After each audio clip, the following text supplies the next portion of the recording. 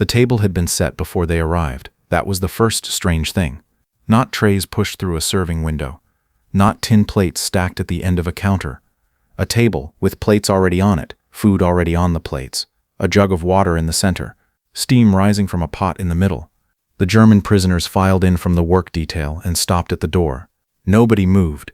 They had been coming to this farm for 2 weeks. They knew the fields. They knew the fence line. They knew the shed where the tools were kept.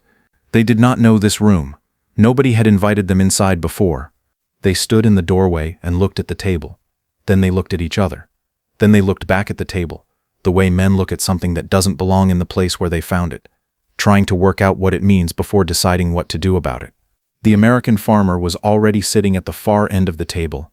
He hadn't looked up when they came in. He was cutting bread, slowly, the way a man cuts bread when he has done it 10,000 times and doesn't need to think about it. One of the prisoners said it quietly, almost to himself, not meaning it to be heard. "We are not guests." The farmer stopped cutting. He set the knife down. He looked up at the men in the doorway.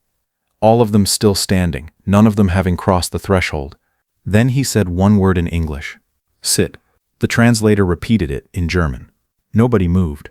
The farm sat 12 kilometers from the camp, a tobacco and corn operation that had been running in the same family for 3 generations. The farmer's name was Earl. He was 63 years old, broad-shouldered, with the particular economy of movement of someone who has spent a lifetime doing hard work and learned not to waste any of it. He had 2 sons, both overseas. He had agreed to take the German labor detail because his fields needed working and he had no one else to work them. He had not been told to feed them lunch inside his house. That had been his wife's idea. Her name was Ruth. She had said nothing to him about it beforehand. She had simply started cooking at 10 in the morning, set the table at 11, and when the prisoners came in from the fields at noon, she had opened the door and told the translator to bring them inside.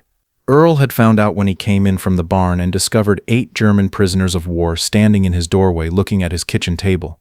He sat down. He started cutting bread. He said, "Sit." They didn't sit. The translator, a German-speaking corporal named Ellison, who had been assigned to this work detail for 6 weeks, stood just inside the door. He said, in German, to the man nearest him, "He means it. Sit down." The nearest man was a former corporal named Heinrich, 40 years old, former factory worker from the Ruhr, captured outside Cologne in March. He looked at Ellison. He looked at the table. He looked at the farmer cutting bread at the far end. He stepped across the threshold. He pulled out the nearest chair. He sat down. The others followed, one by one, the way people follow when someone has done the thing first and nothing bad has happened. Ruth came out of the kitchen with a bowl of potatoes and set it on the table. She didn't look at the men. She went back to the kitchen. She came back with a plate of cornbread. She went back again. She moved with the efficiency of someone who has fed a table of men many times and knows that the fastest way to do it is to keep moving. Nobody spoke. The food was on the table. The men looked at it. They looked at the farmer. The farmer looked at his plate. He had served himself already. Potatoes, beans, a piece of cornbread. He was eating. He looked up and saw them all watching him. He said something to Ellison. Ellison said, "He says the beans are better hot." Nobody laughed. But something in the room shifted slightly. Some small reduction in the pressure that had been building since they walked in the door. Heinrich picked up his fork. He served himself from the nearest bowl. The men on either side of him did the same, and within a minute the table was in motion. Food moving, plates filling, the quiet sounds of people eating. Ruth came back with a pitcher of water and filled the glasses. She did this without ceremony, going around the table the same way she would have for anyone. When she reached Heinrich, she paused for a moment. His glass was full and she needed to move to the next one. Heinrich looked up at her. She looked at him. Then she moved on. He ate his beans. They were, as the farmer had indicated, better hot. The meal was not long. The men ate quickly without meaning to, the habit of captivity. But as the bowls emptied and the cornbread disappeared, the pace slowed. A few of them looked around the room for the first time.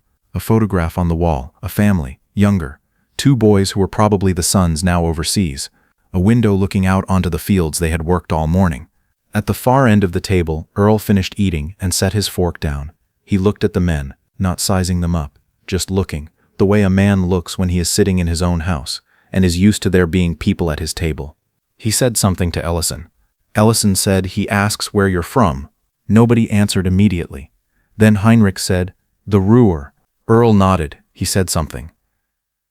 Ellison said, "He says he knew a man from Germany once, before the war. He sold farm equipment." Heinrich said, "What happened to him?" Earl said something.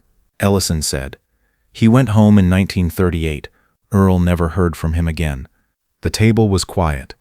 Then a younger man at the far end, perhaps 20, barely old enough to have served, said something quietly. Ellison translated, "He says he's from Munich." Earl looked at him. He nodded. He didn't say anything else. Ruth came back and collected the empty bowls. When she reached the younger man's place, she stopped. His bowl was almost empty, but not quite. She looked at the bowl and then at him.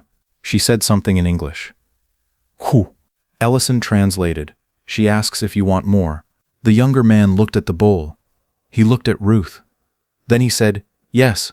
Ruth took the bowl back to the kitchen. She came back with it full. She set it in front of him and went back to the kitchen without looking at anyone.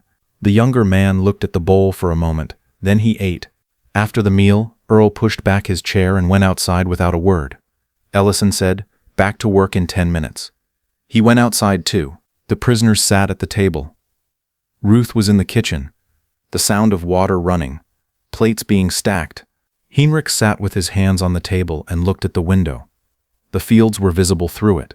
The rows they had worked that morning. The ones they would work that afternoon. He thought about the table being set before they arrived. He thought about Ruth coming out with the potatoes without looking at anyone. He thought about the farmer cutting bread as though nothing unusual was happening, because to him perhaps nothing unusual was. People came to work on his farm. He fed them. That was how it worked. Heinrich had lived for 4 years inside systems where every gesture from someone with power meant something that needed to be decoded before you could respond to it safely. This man had cut bread and said sit. His wife had asked if you wanted more. There was no code to decode. There was just a table and food on it and people eating. Ellison appeared in the doorway. He said, "Time." The men stood. They pushed their chairs back carefully, the way you push back a chair when you are in someone else's house. Heinrich was the last to stand. He looked toward the kitchen doorway. Ruth was visible through it, her back to the room, washing dishes. He said quietly in German, "Thank you." She paused for a moment, then she kept washing. He didn't know if she had understood. He went outside. That afternoon he worked the eastern field. At the end of the day, walking back to camp, the younger man from Munich fell into step beside him.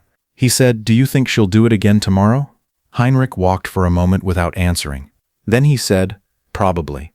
The younger man said, "How do you know?" Heinrich said, "Because she set the table before we arrived." They walked the rest of the way in silence.